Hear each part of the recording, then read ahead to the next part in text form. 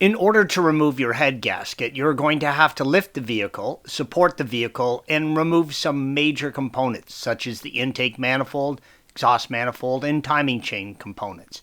We'll reference these steps in the first few pictures of this article, but you can find complete detailed instruction by following the link provided at the end of this video. This article is on the 4.4-liter V8 produced from 1997 to 99. If you are looking for the 6-cylinder article, please follow the link to the E46 article on cylinder head gasket replacement. We strongly recommend you replace both head gaskets at the same time you can when you remove and place one cylinder head. In this tech article, we're going to service both cylinders and show the difference from each side. When giving instructions to remove a part from a cylinder, remember that you have to follow the same step for the other side of the engine. Also, if you're going to all this trouble, it's a good idea to start by draining the coolant from your block. You can drain the coolant from the engine block by using the drain plug, green arrow, to prevent a mess when removing the cylinder heads from the engine. There is also a block drain plug on the left side in approximately the same position. Remove the engine covers, the coil covers, and the cowl covers, yellow arrows. Please follow the link for additional assistance with that task. Remove the intake manifold with the throttle body. Again, follow the link provided at the end of this video for step-by-step instructions. You can remove the heads with the exhaust manifold attached, but you must disconnect them at the downpipe. Again, follow the link for additional help. Then you will need to remove the coils and the valve covers. Again, all this information can be found by following the link at the end of this video. Working at the rear of the engine, remove the rear coolant manifold. Remove the front upper timing covers. If you are doing both cylinder heads, remove the upper covers on both sides. Left side is pictured here, and again, follow the link provided at the end of this video. The following steps to remove only the upper timing covers. If doing the right side cylinder head, this involves removing the timing chain tensioner. Rotate the engine to top dead center and mark the timing chain to the gears. Be careful not to let the timing chain come off the gear and change the valve timing. If you do, you're going to need special tools that are commercially available to position the cams and crankshaft to reset the valve timing. Remove the outer cam gear from the camshaft by removing the 6 T10 torque fasteners, green arrows. Do your best to mark the gear to chain and gears and also the position of the cam gear to the camshaft. Also, do not let the chain fall down into the engine. Use baling wire to hold the chain from falling inside the timing cover. This allows you to return the valve timing to the original position during installation. If the timing has jumped, then you will need special tools. Again, please follow the link provided at the end of this video for detailed instructions. If you're removing the left side head, remove the two 10mm fasteners, green arrows, that hold the left side timing chain guide to the cylinder head and mount the oil separator. If removing the right side head, remove the ground wire attached to the back of the cylinder head. Look at the top of the cylinder head and remove the 10 E12 torque cylinder head bolts in 2 stages. The bolts, green arrows, are recessed in the cylinder head at the spots indicated. Loosen each bolt 45 degrees in the alternating pattern in the next image. Loosen each bolt again another 45 degrees in the same alternating pattern. This is to prevent the cylinder head from warping as you loosen it. With all the cylinder head bolts fully loosened, remove them from the head. If you are removing both cylinder heads, do this same procedure for the other side. The head bolt in the lower right part of the picture is hidden behind a hose. Here's the pattern you're going to use to loosen the cylinder head bolts. The pattern is usually on the back of the package of the new cylinder head gasket came in. You are also going to use this pattern to tighten the cylinder head bolts during installation.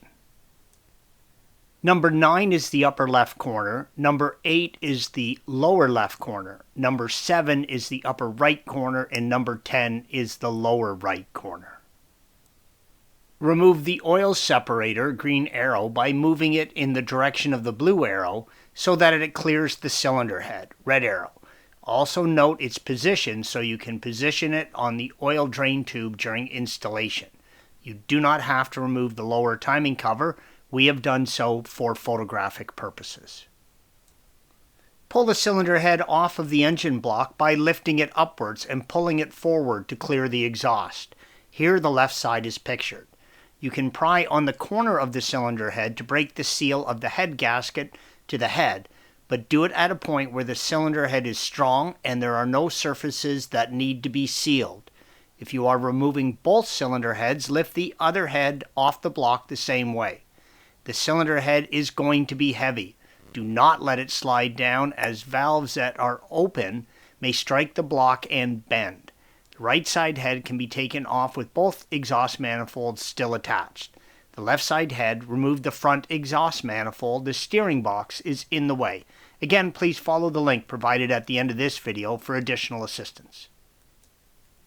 Remove the old cylinder head gasket. It will probably stay attached to the block, but it may stay attached to the cylinder head.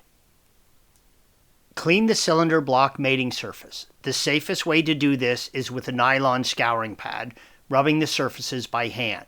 You can use a power tool with the scouring attachment. There is a danger you can remove too much metal on the cylinder head or block, leaving a weak spot for another leak to develop. You can save yourself time of cleaning the cylinder head by having your cylinder heads rebuilt at an automotive machine shop. You can also have the valve stem seals replaced when you have the cylinder head rebuilt. If your engine is burning oil for a few minutes after you start the engine, then you probably have worn valve stem seals. If you are not rebuilding the cylinder heads, then clean the gasket mating surfaces. Clean out the cylinder head bolt holes in the block of any coolant and oil that might have fallen in during disassembly. You can thread a cleaned old cylinder head bolt in and verify it can be threaded in all the way until it bottoms out. Spray a degreasing solvent on a rag and wipe the cylinder block down to chemically clean the block sealing surface. Any oil or contaminants will prevent the cylinder head gasket from sealing to the cylinder head itself. Fit the cylinder head gasket on the dowel pins on the block that hold the gasket in the proper position.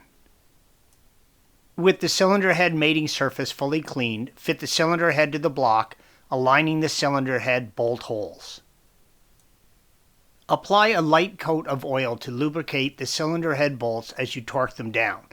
This lubricates them as they are threaded into the block. It is strongly recommended that you use new cylinder head bolts when removing and installing your cylinder heads.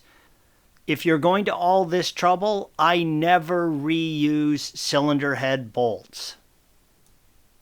If you are using genuine BMW cylinder head gaskets, use a torque wrench, tightening down each cylinder head bolt in the cylinder head sequence to 22 foot-pounds.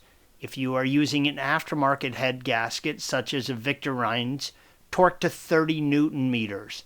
There should be instructions with your cylinder head gasket. Torque it to those specs. Follow the same sequence and tighten all cylinder head bolts an additional 80 degrees. Use a torque angle tool to measure the movement of the torque wrench. Finally, rotate the cylinder head bolts an additional 80 degrees on the torque angle gauge, following the same torque sequence. Again, if your head gasket comes with different instructions, follow those instructions. Installation of all other components is the reverse of removal. Thanks for watching. Be sure to subscribe to our channel and check out another video in this series.